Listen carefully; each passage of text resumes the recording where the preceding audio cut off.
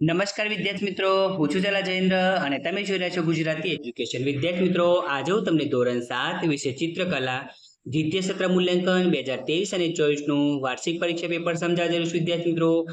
વિદ્યાર્થી મિત્રો, આ પેપર તમારે કુલ ગુણ 80 માર્કનું રહેશે અને તેનો સમય પણ તમારે 3 કલાકનો રહેશે. તો જોઈએ આપણે પ્રશ્ન 1.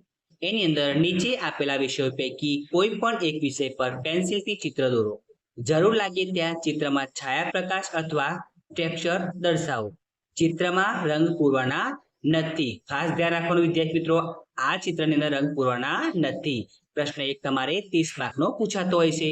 પહેલું છે ચિત્ર સંયોજન. ફૂટબોલ રમતા બાળકો અથવા ઊંટ વિષય પર પેન્સિલથી ચિત્ર સંયોજન દોરો. બીજું ચિત્ર છે કેલિગ્રાફી રેખાંકન. 8x8 સેમીના બે સમચોરસ દોરો. તેમાં ગણેશ અને વૃક્ષના આકારો લઈને બે જુદા જુદા સર્જનાત્મક કેલિગ્રાફી રેખાંકન કરો. અને ત્રીજું ચિત્ર છે વસ્તુ ચિત્ર એટલે કે પદાર્થ ચિત્ર. માટલી, સાવરણી, કપડું, ઈંટ અને લોટા જેવા ઘર વપરાશની વસ્તુઓના સમૂહનું પદાર્થ ચિત્ર દોરો. આ પદાર્થ ચિત્રમાં પેન્સિલથી છાયા પ્રકાશ દર્શાવો. તો વિદ્યાર્થી મિત્રો, પ્રશ્ન 1 તમારે 30 માર્કનો પૂછાતો હોય છે. હવે આપણે જોવાનું છે પ્રશ્ન 2.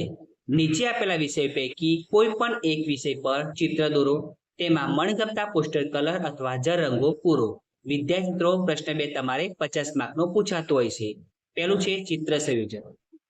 સર્જનાત્મક 16 બાય 12 સેમીના લંબચોરસમાં સસલું, વૃક્ષ, સૂર્ય, ઘાસ અને જમીનના આકારો લઈ સર્જનાત્મક ચિત્ર સંયોજન દોરો. તેમાં મનગમતા પોસ્ટર કલર અથવા જળ રંગો પૂરો.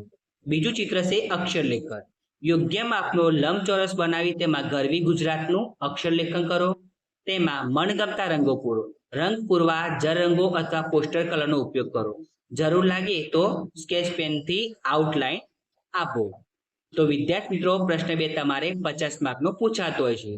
તો વિદ્યાર્થી મિત્રો, તમને મારી વિડીયો પસંદ આવ્યો હોય તો વિડીયો લાઈક કરો, કમેન્ટ કરો, શેર કરો અને સબસ્ક્રાઇબ જરૂર કરો. વિદ્યાર્થી મિત્રો, આના વગર બીજી વિડીયો જોઈતો તો નીચે ડિસ્ક્રિપ્શનની અંદર લિંક આપેલી છે. ધન્યવાદ.